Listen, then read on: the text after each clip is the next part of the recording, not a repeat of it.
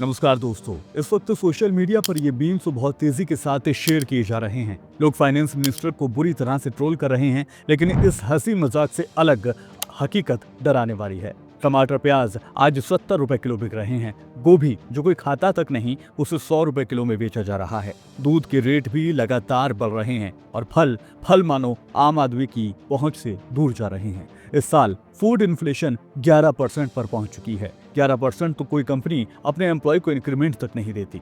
एक साल की एफडी भी इतनी रिटर्न नहीं देती जितनी तेजी से खाने पीने की चीजों पर महंगाई बढ़ी है।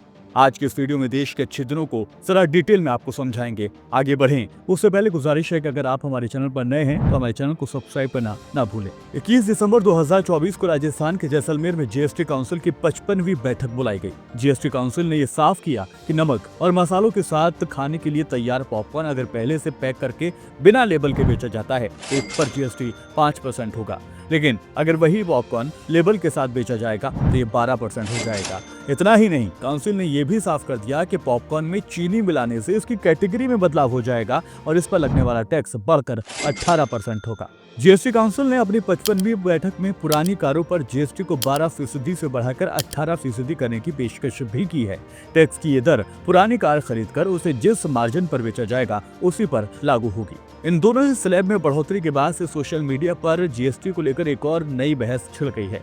जीएसटी दिन ब दिन फल फूल रहा है। पॉपकॉर्न से लेकर एक पुरानी गाड़ी तक पर टैक्स ने आम आदमी की कमर को तोड़ कर रख दिया है। लेकिन सवाल ये कि इतना टैक्स देकर भी एक आम आदमी को मिल क्या रहा है। बड़े शहर आज गैस चैम्बर में तब्दील हो रहे हैं। पानी की क्वालिटी ऐसी है कि बिना फिल्टर किए ना तो पिया जा सकता है और ना ही उससे नहाया जा सकता है। पेट्रोल डीजल महंगा और सीएनजी आसमान छू रही है। एक सबसे सस्ती गाड़ी ऑल्टो भी 6 लाख रुपए से कम में नहीं आती। उसके बाद आप रोड टैक्स देते हैं, टोल टैक्स देते हैं, तो खाने पीने की हर चीज में जो मिलावट हो रही है उससे जीने की उम्र भी लगातार घट रही है। तो सिर्फ अगर दो चीजें देखें जो बढ़ रही हैं, वो है महंगाई और जीएसटी।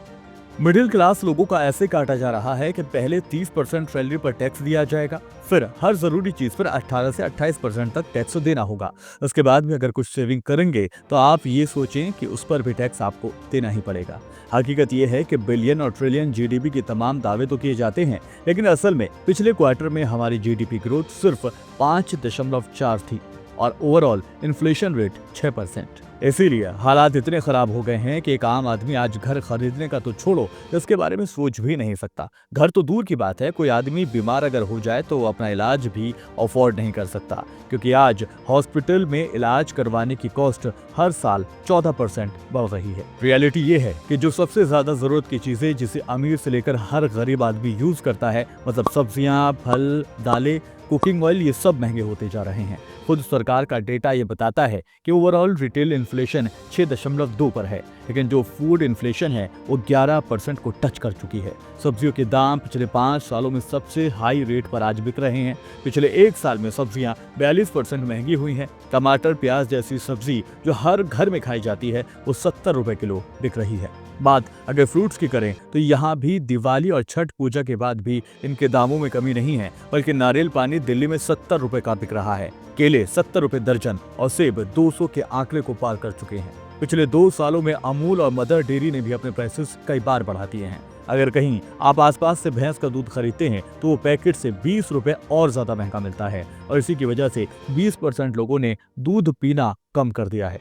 14% लोग सस्ते वाले दूध पर शिफ्ट हो चुके हैं। एक कॉमन आदमी की जेब पर ये सारी चीजें बड़ा इम्पैक्ट डाल रही हैं। एक तो पहले ही बचत इतनी नहीं होती, ऊपर से खर्च इतने ज्यादा बढ़ते जा रहे हैं। जब आपके हाथ में पैसा बचेगा ही नहीं तो और चीजों पर खर्च कैसे किया जाएगा। उसका नतीजा ये है कि हिंदुस्तान यूनिलीवर, डाबर, नेस्ले जैसे बड़े ब्रांड जो कि एफएमसीजी कैटेगरी में आते हैं, वो बताते हैं कि अक्टूबर और नवंबर के महीने में उनकी सेल्स काफी नीचे चली गई थी। जबकि ये उम्मीद थी कि सीजन त्योहारों का है तो सेल बढ़ेगी, लेकिन उसके उलट यहाँ पर सेल गिरी है। बढ़ती ईएमआई के बोझ ने लोगों के खर्चों पर पाबंदी लगा दी है। लोगों ने बाहर डिनर करना और बाहर ट्रिप करना तक कम कर दिया है।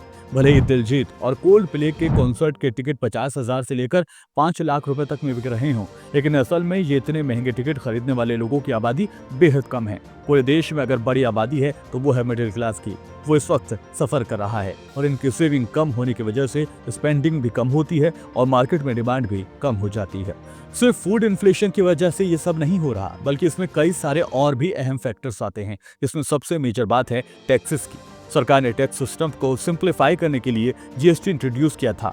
वन नेशन वन टैक्स की बात की गई थी, लेकिन आज हालात ये है कि हेल्थ इंश्योरेंस और एयर प्यूरिफायर जैसी एसेंशियल चीजों पर भी हमें 18% जीएसटी देना पड़ रहा है। जब पूरी हवा में पॉल्यूशन का जहर सरकार कम नहीं कर सकती तो कम से कम जीएसटी के इस स्लैब को कम जरूर किया जा सकता था। इसके अलावा नॉर्थ इंडिया की अगर बात करें, जहां पर सिर्फ 3 महीने की सर्दियों को छोड़कर बाकी 9 महीने तक बुरी तरह से गर्मी पड़ती है, टेम्परेचर 50 डिग्री के ऊपर चला जाता है, लेकिन बावजूद इसके यहाँ पर आज भी एसी को लग्जरी आइटम माना जाता है और इस पर सरकार 28% जीएसटी आपसे हमसे ले रही है। यानी कुल मिलाकर आप अपने आधे से ज्यादा इनकम को अलग अलग तरह से टैक्स में दे देते हैं। अगर दूसरी तरह से इसे देखें तो सोचिए कि 6 महीने आप अपने लिए, अपनी फैमिली के लिए काम करते हैं और बाकी 6 महीने आप सरकार के खजाने को भरने के लिए काम कर रहे हैं। इसीलिए लोग आजकल फाइनेंस मिनिस्टर को टैक्स मंत्री भी बोलने लगे हैं।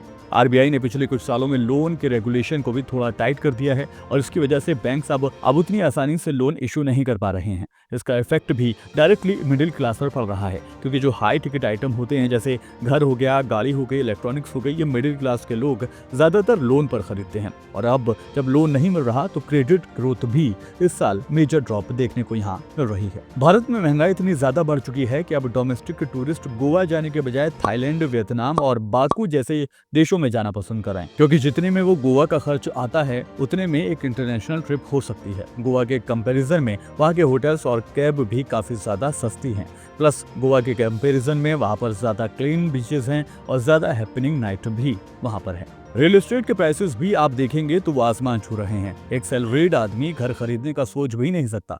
गुड़गांव की अगर बात करें तो यहाँ पर डीएलएफ के द डहेलियास नाम के प्रोजेक्ट में 75 करोड़ से नीचे का कोई फ्लैट नहीं है, बल्कि इस सस्ते में दुबई और न्यूयॉर्क की पोस्ट लोकेलिटीज में घर मिल सकते हैं, जबकि गुड़गांव में न्यूयॉर्क के कंपैरिजन में क्वालिटी ऑफ लाइफ बेहद ज्यादा खराब है। अगर नॉर्मल प्रोजेक्ट की बात करें तो हमारे हर शहर के अंदर रियल एस्टेट काफी ओवर प्राइस्ड है। गुड़गांव और नोएडा में एक डिसेंट 2 BHK अगर आप देखेंगे तो डीलर 1 करोड़ से नीचे आपकी बात सुनने के लिए राजी तक नहीं होगा। दिल्ली, मुंबई, बेंगलुरु, पुणे कहीं भी आप अगर जाते हैं और अच्छी लोकेलिटी में 2 BHK फ्लैट देखते हैं तो 70 से 80 लाख रुपए से नीचे एक फ्लैट आपको नहीं मिलेगा। इंदौर, जयपुर, लखनऊ जैसी सिटीज जो कि 2 टियर सिटीज हैं, यहाँ भी रियल एस्टेट ओवर प्राइस है। हाँ, मेट्रो सिटीज जैसे ही रेट मिलेंगे। कि बदले में आपको क्या मिल रहा है? ना ही हमारे पास प्योर हवा है, ना ही अच्छी सड़कें हैं और बड़े बड़े बिल्डर्स के प्रोजेक्ट भी गारंटी नहीं देते कि वो एक नंबर से ही काम कर रहे हैं। मोस्टली मिडिल क्लास के लोगों को घर खरीदना या बनाने के लिए लोन लेने पड़ते हैं, जो कि एक काफी बड़ी और लंबी कमिटमेंट होती है, क्योंकि आज की जॉब मार्केट इतनी सिक्योर नहीं है। लोगों को भरोसा नहीं है, क्योंकि आज उनके पास जॉब है लेकिन पता नहीं कल जॉब रहेगी या नहीं। इनफैक्ट इस साल आईआईटी की अगर बात करें और आईआईएम की बात करें, ये तमाम जैसे टॉप कॉलेजेस भी 100% प्लेसमेंट अचीव नहीं कर पाए हैं। आईआईटी कानपुर के एलुमनस धीरज सिंह ने एक आरटीआई डाली थी, जिससे पता चला कि इस साल आईआईटी के 38% स्टूडेंट कहीं भी प्लेस नहीं हो पाए हैं। सेम सिचुएशन आईआईएम के साथ भी है। आईआईएम के लखनऊ ने तो अपने एलुमनस को रीच आउट करना शुरू कर दिया, क्योंकि उनके 72 स्टूडेंट की प्लेसमेंट नहीं हो रही थी। इस सारे पॉइंट से साफ पता चलता है कि हमारी इकोनॉमी में स्लो डाउन आ रहा है और ये आने वाले दिनों में और ज्यादा डाउनफॉल देखने को मिलेगा और इसी से आम आदमी की कमर टूटती जा रही है। इंडिया में जीएसटी रेट्स ऑलरेडी पूरी दुनिया में सबसे ज्यादा हैं। यूके और फ्रांस में मैक्सिमम 20% जीएसटी लगाया जाता है, ऑस्ट्रेलिया में 10% जीएसटी लगता है, न्यूजीलैंड में 15% और चाइना की हाईएस्ट कैटेगरी 17% है।